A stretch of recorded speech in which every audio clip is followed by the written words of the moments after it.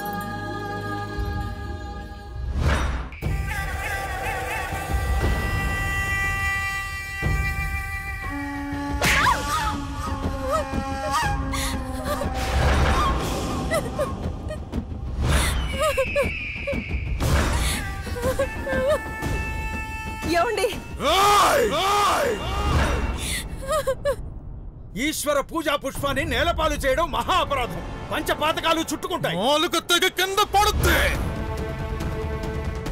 వేద మంత్రాలు వల్లించే వీలు లేకుండా చేస్తా. నీ పుక్కట పురాణాలు పూజా పుష్పాలు నమ్మే వాళ్ళ చెవుల్లో పెట్టు, నా దగ్గర కాదు.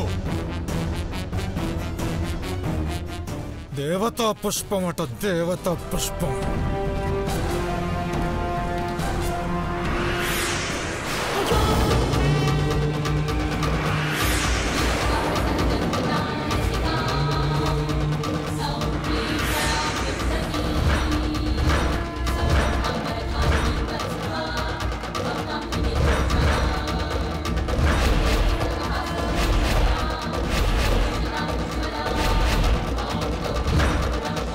చూసారా దివ్య పుష్పం యొక్క అద్భుత శక్తి? ఏయ్ పూజారి, నీ గారడి విద్యలు నా దగ్గర కాదు, కంఠం నలిపి చంపేస్తా. వర్మ, అంత అహంకారం పనికిరాదు. అమ్మా, నా అభిప్రాయానికి ఏ పేరు పెట్టినా పట్టించుకోను, కానీ నా నిర్ణయాన్ని తప్పు పడితే మాత్రం సహించను.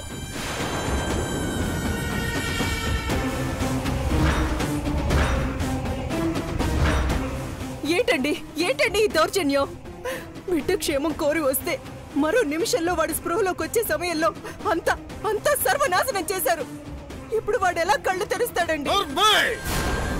ఏది దుర్మార్గమో ఏది దౌర్జన్యమో నాకు తెలుసు. నాకు చెప్పకుండా నా కంట పడకుండా శత్రు స్థావరానికి రావడమే దుర్మార్గం. శత్రువుని శరణు వేడడం కన్నా చావడమే మేలు. అన్నా, ఏంటన్నా మాటలు? వద్దు భద్రా, ఒక్క మాట కూడా మాట్లాడుకో. నా తత్వం తెలిసి కూడా వీళ్లతో పాటు ఇక్కడికి వచ్చి నీ కూతురుతో ఈ పనికిరాని పూజలు చేస్తున్నావు చూడు. నువ్వు నా చెల్లెలివా?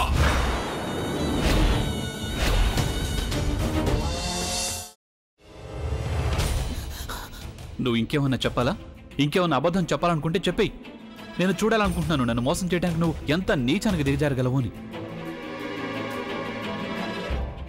ఎందుకు ఆలియా, ఎందుకు నువ్వు ఇలా చేసావు? నీకు తెలుసు కదా నానమ్మ తర్వాత నీ ఒక్కదానిని కదా నేను పూర్తిగా నమ్మేది. ఏమన్నావు నువ్వు? ఈ మధ్య అన్నిటినీ మర్చిపోతున్నావా? అది చాలు. వాటిలో ఉన్న శక్తి విషయాన్ని గ్రహించి మనకు వివరిస్తాయి.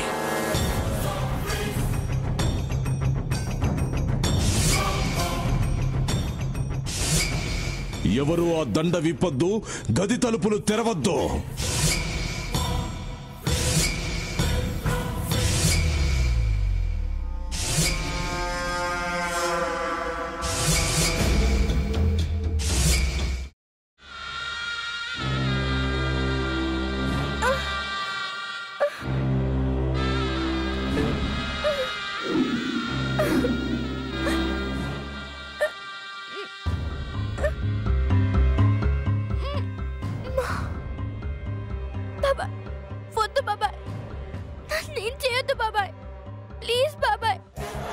నిజం తెలిసినప్పుడే నా ఆలోచనలో నువ్వు చచ్చిపోయావు.